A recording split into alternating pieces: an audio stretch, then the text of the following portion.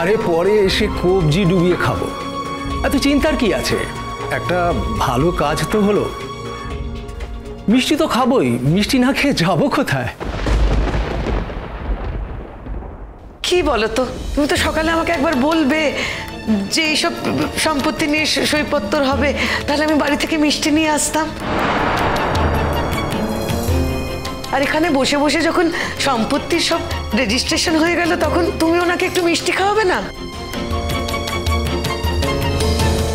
তুমি চিন্তা করো না, ওকে আমি ঠিক মিষ্টি খাইয়ে দেবো। Don't worry. আসি তাহলে।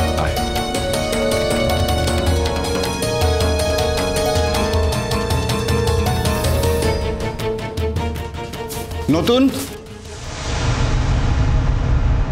হ্যাঁ বলুন। এসব কি ব্যাপার? কিসের কি ব্যাপার? তুমি কি আমাদের ভিখিরি ভেবেছো নাকি? হ্যাঁ, আমরা কি তোমাকে বলেছি আমাদের টাকা দিতে হবে?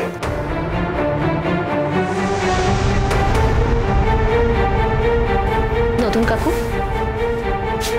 তোমার অনেক টাকা থাকতে পারে, কিন্তু আমরাও কেউ ভিখিরি নই। কাকিমা ট্রিটমেন্টের জন্য আমি অলরেডি রেডি হয়ে এসেছি।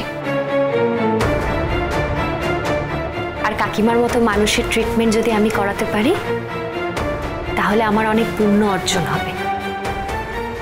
সেই ভাগটা তো আমি তোমাকে দিতে পারবো না। তুমি নিশ্চয়ই টাকা দিয়েছো, তাই ওরা এইভাবে রিয়াক্ট করছে। এক্স্যাক্টলি 1 লাখ টাকা জমা দিয়েছে। আরে আমিও তো কিছু টাকা তুলে এনেছি, কাকুনও তো জমা দেওয়ার জন্য কিছু টাকা তুলে এনেছে। হ্যাঁ মানে আমিও কিছু টাকা এনেছি, 20,000 টাকা মতন আমার কাছে আছে। না না, তোমার টাকা লাগবে না। তোমার টাকা ছাড়াই তোমার মাকে আমরা সুস্থ করতে পারবো। তুমি টাকাটা ফেরত নিয়ে নেবে। আর নতুন, তোমার টাকাটাও তুমি ফেরত নিয়ে নেবে। আচ্ছা, এখানে এত ভিড় ভাড়টা করার কোনো অর্থ আছে? মিটিল, আমি তোমাকে আগেই বলেছিলাম আমি তোমার সঙ্গে আলাদাভাবে কথা বলতে চাই। ইম্পর্টেন্ট কথা, কনফিডেন্সিয়াল কথা। তাই সকলের সামনে আমি বলতে চাইনি, কিন্তু তুমি শুনতে চাওনি। সুতরাং এখন এসব কথা থাক। আমি বলি কি, আপাতত আপনারা টাকাটা রাখুন। না নতুন, তোমার দেওয়া টাকায় আমার মেয়ের চিকিৎসা হবে না। এই কথাটা কি আপনি বলতে পারেন কাকাবাবু? 1000 বার বলতে পারি, কেন পারি না?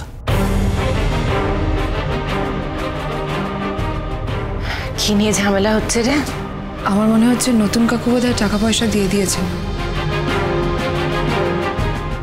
ছোটদাদু সেটা নিয়ে ভীষণ রেগে গেছে। চিরসখা সোম থেকে রবি প্রতিদিন রাত 9টায় স্টার জলসায় ও জিও হটস্টারে।